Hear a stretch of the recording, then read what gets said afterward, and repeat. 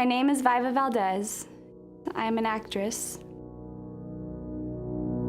and this is why I create.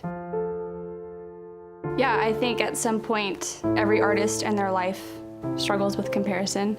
That's kind of something that I think is inevitable for us in our work. I think as myself, I'm very comparison-minded. There's like times where I really just kind of want to like shut down and quit.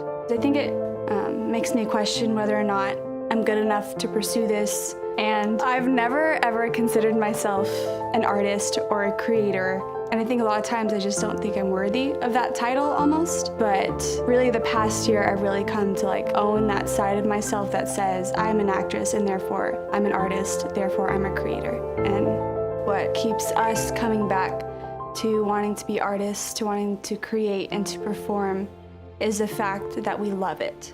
And I think if we didn't love it, we wouldn't push forward and not keep going. If you love what you're doing and you are passionate about it and it is the only thing that lights you up, then there has to be a reason that you're doing it. And that's something that really helps me, is remembering that when I am on stage or in a film, when I'm in like my acting mode, I forget everything else that's going on in the world. I'm just there, and it's probably one of the most peaceful spots in my life. So as an actor, as an artist, if you feel that with your craft, you have a need and a love and a passion for it to keep going.